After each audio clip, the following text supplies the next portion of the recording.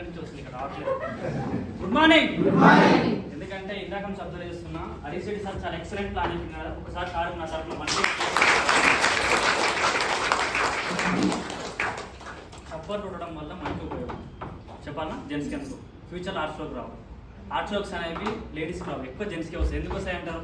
మనకి every month cycling ఉంటుంది కాబట్టి ఆర్ట్స్లోకి రావు. కనుక దయచేసి కొడితే క్లాస్ ఆర్ట్ఫుల్గా కొట్టాలి. ఎందుకంటే స్టేజ్ పైకి వచ్చి కొట్టిన వల్ల మనకు ఉండే కోసం మనం కొట్టుకోవాలి. 1 సెకండ్ బిగిన్ అప్.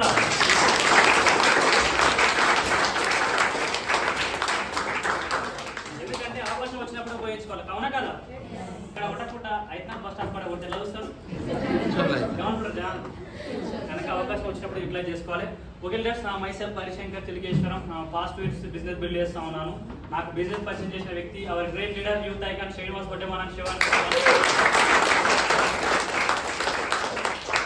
అంటే నాకు ఈ అవకాశం ఏ విధంగా వచ్చిందంటే ఇక్కడ కొత్త వారు ఎంతమంది వచ్చారు? ఫస్ట్ టైం వచ్చిన వాళ్ళు ఒకసారి లాస్ట్ ఫైనల్ ఒకసారి వెల్కమ్ టు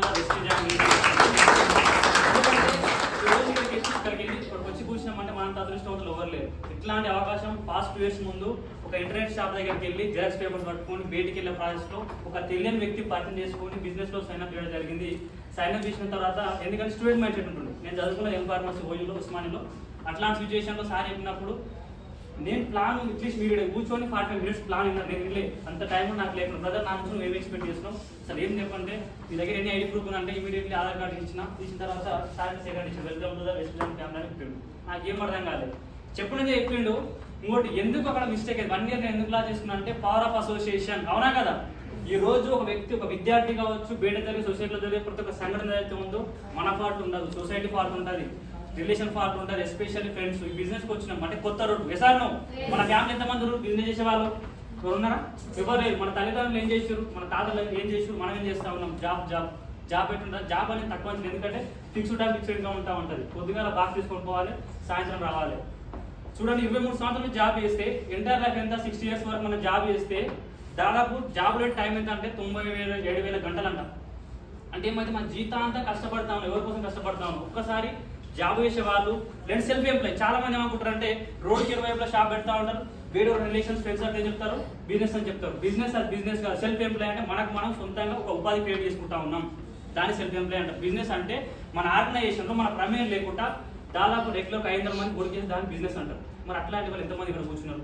ఒకసారి మనం క్వశ్చన్ చేసుకోవాలి. ఎందుకంటే యాక్టివ్ ఇన్కమ్, ప్యాసివ్ ఇన్కమ్, మనం చేసే పని ఏదైతే ఉందో యాక్టివ్ ఇన్కమ్, అదే జాబ్ కావచ్చు, బిజినెస్ కావచ్చు, వెస్టిజ్ అనే కాన్సెప్ట్ ఏదైతే ఉందో యాక్టివ్ ఇన్కమ్ నుంచి ప్యాసివ్ ఇన్కమ్ రావడానికి ఒక సుదీర్ఘ సువర్ణ అవకాశం. కనుక ప్రతి ఒక్కరు రైట్ డిసిషన్ తీసుకోండి. ఇట్లాంటి అవకాశం సార్ చెప్పినప్పుడు లిటిల్ బిట్ స్పాన్సర్ అయితే అయినా ఎందుకు పవర్ ఆఫ్ అసోసియేషన్ చెప్పినంటే నేను కరెక్టే ఉన్నా, నేను ప్రోడక్ట్ తీసుకుని రెడీ ఉన్నా. కాకపోతే నాకు చుట్టుపక్కల నా ఫ్రెండ్స్ ఎవరైతే ఉన్నారో నేను ఇంట్రెస్ట్ చూపుతున్న ప్రోడక్ట్ తీసుకుని వాడే చెప్పినారే ఎవరో రోడ్డు మీద కలిసి మనం పెట్టుకొని నువ్వు ప్రోడక్ట్ తీసుకుంటావు అన్నాడు. తెలుగు ఉందా, కామెంట్ చేస్తుందా, చదువుకున్నావు, గాడ చదువుతున్నావు అన్నది. నాకు అప్పుడు ఏంటంటే కొంచెం స్టూడెంట్ మెసేజ్ నిజంగా నేను చెప్పి నేను బ్యాక్ డ్రాప్ అయిన తర్వాత అప్పుడు సార్ ఇన్కమ్ 65,000 ప్లస్ ఇన్కమ్ ఉండే. తర్వాత ఎగ్జాక్ట్లీ 1 year తర్వాత సెకండ్ లాక్డౌన్ వచ్చింది కదా. సెకండ్ లాక్డౌన్ వచ్చిన తర్వాత సార్ దగ్గర నుంచి రెగ్యులర్ ఇప్పుడు మనం గ్రూప్లో ఎవరైతే లీడర్స్ ఉన్నారో ఎగ్జిస్టింగ్ వాళ్ళు గుడ్ మార్నింగ్ మనకు మెసేజ్ వస్తూ ఉంటాయి. అట్లా సార్ దగ్గర నుంచి మెసేజ్ వచ్చింది. December 10th or January 10th వచ్చినప్పుడు అప్పుడు సార్ ఇన్కమ్ వచ్చేసి 1,60,000 ఇన్కమ్ ఉండే. ఒక్కసారి మైండ్ మొత్తం బ్లాక్ అయిపోయింది. అసలు ఏం చేస్తున్నావు? 6 months అలా లాక్డౌన్ ఉండే. అట్లా సిచ్యువేషన్లో అన్ని బిజినెస్ బంద్ అయినాయి. ఓన్లీ నాకు రన్ అయిన బిజినెస్ అయితే కిరాణా షాపు, మెడికల్ షాపు, తర్వాత అగ్రికల్చర్. అసలు ఏ కాన్సెప్ట్ అన్న తర్వాత బ్రదర్ ఫోన్లో ఎక్స్ప్లెయిన్ చేసేది. ఒకసారి హైదరాబాద్ రా, వచ్చిన తర్వాత నీకు క్లారిటీ ఇస్తాను చెప్పిండు. వచ్చిన తర్వాత మళ్ళీ హైదరాబాద్ వచ్చినా ఏదో నార్మల్గా కలిసాం, జైనైనామా ఏదో సార్తో పాటు నాకు పోతా ఉంటుండే, వస్తూ ఉంటుండే. నాకు ఏం ఎందుకంటే నా మైండ్ ఏదంటే చాలా వరకు అదే స్టూడెంట్ మైండ్ అదే ఉంటుండే, ఒకటి చెప్పాలంటే మోమాట ఉంటుండే. అట్లాంటి సిచ్యువేషన్లో రెగ్యులర్ వరకు మీటింగ్కి వెళ్ళాను నేను సార్తో పాటు. ఎందుకంటే స్టేట్ బై కొంచెం ప్రతి లీడర్ చెప్తా ఉంటాడు 21 weeks రెగ్యులర్ మీటింగ్ హాజరు రావాలి, 21 days రెగ్యులర్గా జూమ్ మీటింగ్ అటెండ్ అవ్వాలి. ఎంతమంది జూమ్ మీటింగ్ అటెండ్ అయితే పొద్దుగాల 5:30కి వీడియోస్ ఆన్ చేసుకోవడం, లేకపోతే వీడియోస్ ఆన్ చేసుకోవడం.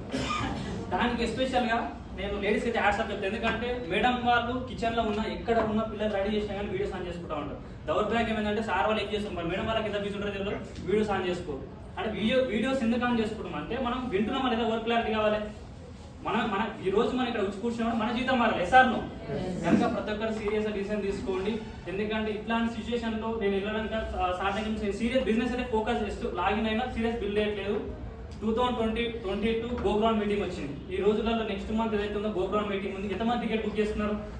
టికెట్స్ August 2, 3, 4 తేదీలో గోగ్రౌండ్ ఉంది. అట్లాంటి మీటింగ్కి వెళ్ళిన తర్వాత అక్కడ నాకు ఎవ్వరు పెద్ద పెద్ద లీడర్స్ వచ్చి మాట్లాడుతూ ఉన్నారు, భారత్ సార్ వచ్చి మాట్లాడుతూ ఉన్నారు. ఏమి ఎందుకంటే ఇంకా కూర్చొని మామూలు ఫోన్లో అవి వీడియో చూసుకుంటుంటే ఒకసారి శ్రీనివాస్ సార్ స్టేజ్ పైకి వెళ్ళి సార్ మాట్లాడినప్పుడు నాకు అర్థమైంది, అరే ఇందులో నేను వేరే ఒక వ్యక్తిని చెప్పే మాటలు చాలా నెగ్లెక్ట్ చేసిన.